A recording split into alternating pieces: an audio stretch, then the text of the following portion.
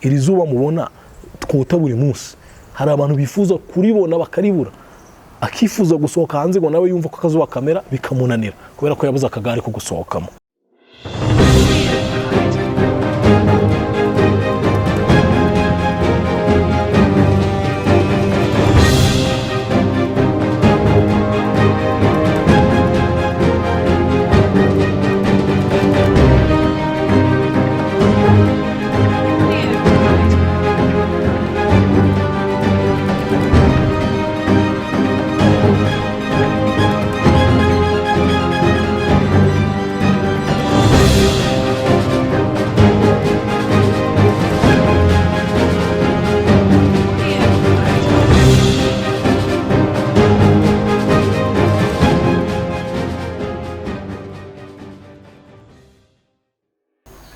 Reka mbasuhuze bifurize imigisha ituruka ku Mana. Ngende niyibise Theogene, iyi ni Ecole du Monde. Ndagira ngo tuganire, twari tumaze kumenyerana tubwirana amakuru ariko mbagezaho amavideo y'abantu batandukanye barwaye, bababaye, bafite ibibazo, bahangayitse. Abo bantu bose ntabwo ari uko namwe mutababona, twese tuba tubabona, ariko no kubakorera ubuvugizi nabyo rimwe na rimwe biba ari ngombwa. Akaba ariyo mpamvu rero nshaka kugira ngo iki kintu nacyo tukiganireho. Tumaze iminsi dushyiraho video z'abo abantu barwaye, banakinnye cyane, bakennye kandi bafite n'uburwayi bukabije. Ibyo ngibyo ngira ngo mwarabibonye. Ntabwo rero ari ikidasanzwe, ahubwo ni igisanzwe, ahubwo icyo tutari dufite, icyo tutari dushoboye wenda no kubibwirana no kubiganiraho kugira ngo tugire icyo dushobora gufasha abantu, tugire icyo tubakorera, nta kindi. Naho ibindi byo bose ni ibisanzwe. Mu minsi ishize twagiye tubagezaho tubabwira uko duteganya kujya twifatanya gufasha bariya abantu barwaye, bakennye ndetse barwaye n'indwara mbi cyane zitoroshye gukira.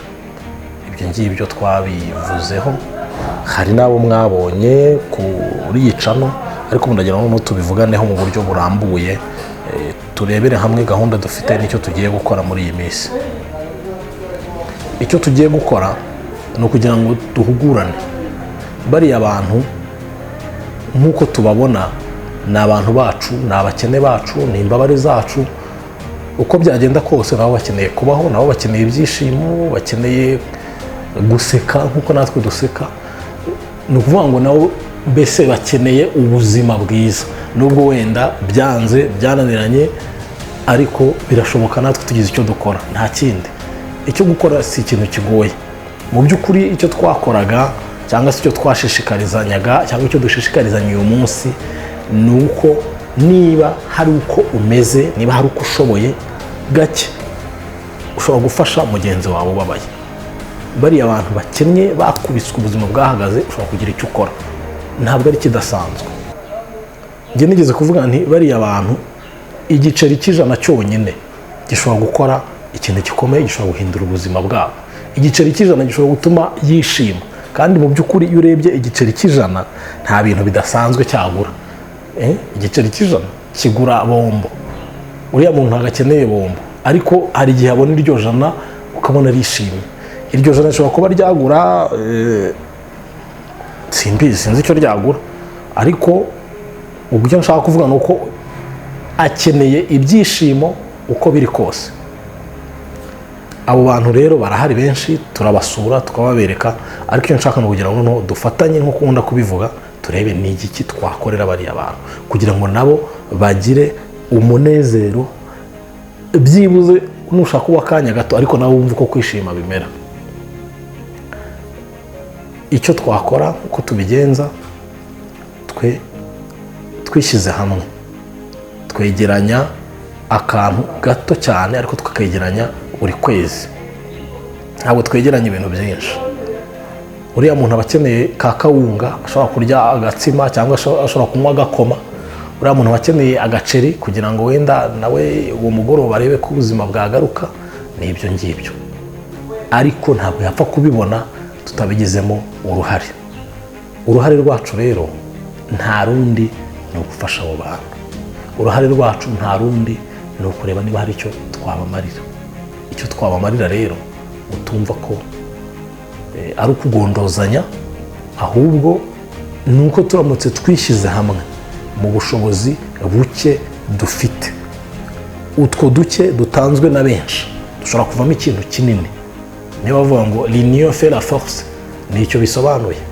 Abenshi bishyize hamwe bafite duke, utwo duke tuvamo ikintu kinini, cya kintu kinini kikaba gishobora kugira uwo kigirira akamaro. Nicyo ngicyo nta kindi. Buriya umuntu ashobora kuba yarabuze agafuka k'akawunga cyangwa k'umuceri kagura 20,000. Tuvuge ko muri abantu 200, buri wese agatanga 100 mwahita mukamugurira. Urumva ko ari ibintu rero bitagoye, ahubwo ikibura ni uko kwishyira hamwe, ni uko gutekerereza hamwe kugira ngo abo bantu tubagereho. Nicyo ngicyo nta kindi. Ikindi ntabwo ari ukugira ngo bariya abantu tuvuye ngo dufite umugambi uvuga ngo abo bantu bose tuzabakura mu bibazo bafite, ntabwo twabishobora. Ariko ibyo dushobora gukora ni ibiki? Icyo dushoboye ni ikihe? Icyo nicyo kibazo cya mbere twagombye kuba twibaza. Dushoboye iki? Icyo dushoboye tugikore. Nicyo ngicyo numva nabashishikariza kugira ngo dufatikanye. Ibyo gukora ni byinshi, ibyo gufatanya ni byinshi, ariko nababwiraga ko dushobora gufatanya duto cyane. Bariya abantu twabitaho. Ushobora kuba iwawe mu rugo ufite imyenda myinshi, hari imyenda tugira tutacyambara, usanga irunze ahantu mu by'ukuri, ariko hari abantu duturanye batagira na gatoya bambaye ubusa. Ibyo ngibyo turabizi ko bihari. Imyenda y'abana, imyenda y'abakuru, ugasanga isa n'iyaboreye ahantu, nyamara hari abantu bifuza kuyambara barayibuze. Urayibitse ntacyo wayimaza. Ubwo icyo nabubwira nyine ni uko abantu barayikeneye. Niba udashobora kubona abo uyiha cyangwa udashobora kubona uko uyitanga, twebwe wayiduha tukayigutangira kandi uzaba ukoreye umugisha. Ikindi sinzi niba mu rugo rwanyu cyangwa se aho mutuye biragoye kugira ngo ibiryo muteka byose mubirye mubimare. Kenshi usanga byasigaye ku meza mu ngo z'abasirimu, tukabimena, ibindi tugahimbwa, tukagira gute. Ariko hari abantu babayeho, umuntu aba amaze imyaka 3, 5, 7 aryamye ahantu adashobora kuhaguruka, ntafite icyo arya, ntafite icyo yambara, ntagize gute. Abo bantu urumva icyo wabakorera n'ubundi nturabakiza ibyo bibazo byose, ariko ushobora kuborohereza nta kundi. Ni utwo tuntu dutoya dushobora gufatanya kandi tukagira icyo tugeraho. Ufite ubushobozi rero bwo gutanga ibyishimo. Si ngombwa gutanga ibya mirenge, ariko ushobora gutanga ibyishimo nawe, abantu bakanezerwa, abantu bakamwenyura. Icyo ngusaba rero ni uko aho uri ushobora gufasha abo mwegeranye, kandi ubikoze wenyine nabwo ntabwo biri bukorohere. Urasabwa kwegera abandi. Iyi noti ya 500 washobora kuba waha umuntu y'ubwayo ntacyo yamumarira, ariko tuvuge ko mubaye abantu 1000, buri wese agatanga 100 ni 100. 100 byatuma abantu 2 baserebura muri uko kwezi.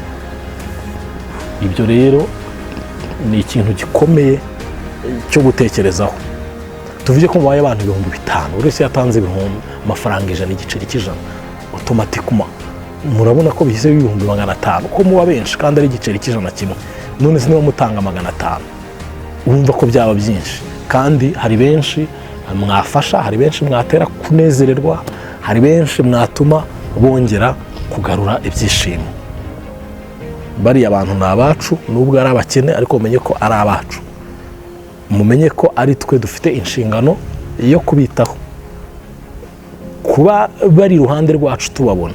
Nta wundi bafite ni twebwe. Rero tugomba gufatanya tukagira icyo tubikoraho. Icyo kubikoraho nta kibabwiye, mushobora kwihuriza hamwe kugira ngo mube benshi mugire ikintu mukora, cyangwa se twebwe mukatwegera twe twaratangiye dufite groupe y'abantu tumaze kuba abantu 43. Twebwe byibuze buri kwezi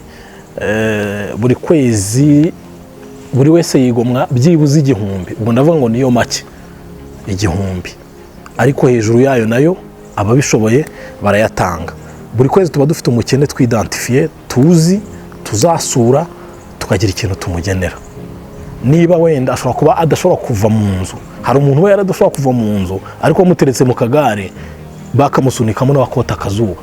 Iri zuba mubona twota buri munsi, hari abantu bifuza kuribona bakaribura, akifuza gusohoka hanze ngo nawe yumva ko akazuba kamera bikamunanira kubera ko yabuze akagare ko gusohokamo.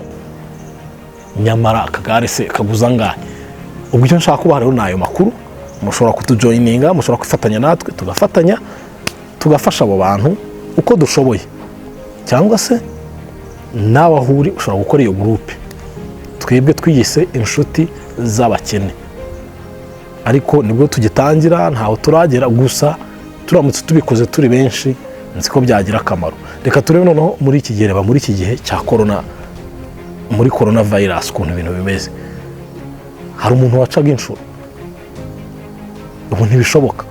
Hari abafashwaga n'amadini n'amatorero cyangwa se Caritas. Uyu munsi nta misazi ihari, nta materaniro ahari, ngo wenda ngo hari ikintu kiraboneka kuri ayo madini gifasha abo bantu. Ubu nyine urumva ko barakubiswe. Abo ngabo rero muri iki gihe ni abacu na nyuma yaho, cyane ko n'ubundi ari benshi cyane. Ayo madini ntiyashobora kubarangiza ngo bose abafashe. Hari n'abavuga ngo ni aba leta, ariko nanyura ubire ko leta nta kigabo kibaho kinini cyitwa leta gishinzwe gufasha abo bantu. Leta ntabwo ari personne physique, leta ntabwo ari umuntu uri hariya uzabwira ngo fasha abantu. N'ubundi ni abantu bagomba bahuriza hamwe imyumvire n'imbaraga n'ubushobozi. Sinzi rero n'ubwo bushobozi bwabo bushobora gufasha abantu bose bikarangira. Uko byagenda kose niyo leta ikeneye support, ikeneye abantu bayiba inyuma, ikeneye abantu bayifasha gufasha bariya abantu. Niyo mpamvu leta nyine wumva ziri gutabaza mu bindi bihugu hirya no hino kugira ngo zifashe abaturage bazo. Ariko ntibishobora kurangira. Birasaba ko rero natwe cyane muri iki gihe cya Covid ntabwo byoroshye. Abantu bari gukubitirwa mu nzu mu buryo buteye ubwoba, inzara imeze nabi. Nyaboneka hari abagumanya agashara kabo, ariko reba nk'umuntu wari umuyede. Ubu se umuntu wari umuyede ari kuyeda hehe? Niba aho bari muri mu kato cyangwa se bari muri guma mu rugo, urumva bimeze bite? Yaryaga ari uko avuye kuyeda gusa. Byose rero ni inshingano zacu, kandi tubikora nzi neza ko tuzaba dukoze ikintu gikomeye cyane. Ushobora kwihuza natwe, ushaka kwihuza natwe, ushobora kumpamagara kuri telefone yanjye ni 0788833079 tukifatanya gufasha abo bantu. Ntabwo ari ikintu kirangira uyu munsi, ni igikorwa kiri continuer, kuko twebwe twiyemeje ko buri kwezi tugira icyo dutanga kuri abo bantu, cyane ko tuba twamaze kubabona turabasura dufatanyije na Caritas ya diocese yacu ya Ruhengeri cyangwa se amatorero yandi, bakaturangira umuntu twagira ko twasanga bimeze nabi tugahita twihuta tukagira ikintu tumukorera. Nicyo dukora, nta kindi. Nawe rero ahuri ushobora kubikora cyangwa se kwifatanya natwe kugira ngo tuzese umuhigo uko byibuze natwe hari abantu twateye ibyishimo, kuko hari abantu natwe twatumye bamwenyura nkuko natwe tumeze neza. Reka rero mbashimire kuba mumpaye aka kanya mukantega amatwi. Imana ibibahera umugisha. Iyi ni Ecole du Monde, ngendi Niyibizi Theogene. Kuri Ecole du Monde twigishanya n'urukundo, n'ubuvandimwe, n'ugusangira, n'ugufashanya, tutitaye ku yindi difference yariyo yose, ahubwo umuntu uri muri ibyo bibazo hari icyo dushobora kumumarira, twumva twakimumarira, nta zindi mpamvu zindi tugiyemo. Reka mbashimire rero, mwakoze kubana nanjye, kandi nakagaruka tuzajya duhugurana kenshi, nzajya mbamenyesha uko bimeze. Ugiye kuri channel Ecole du Monde cyangwa se kwandikamo Niyibizi Theogene kuri Google, cyangwa se ukajya kuri Facebook inshuti z'abaciye bugufi, ushobora kuhasanga izo video z'abantu bameze gutyo. Haba hari nimero zabo za telefone. nimero zabo za telefone ushobora kugira icyo ushyiraho, nugira icyo ushyiraho icyo ari cyo cyose uriya muntu kiramugwa neza kandi urabukoreye Imana, urabukoreye umugisha. Nyagasani rero aduhanane umugisha. Ciao ciao.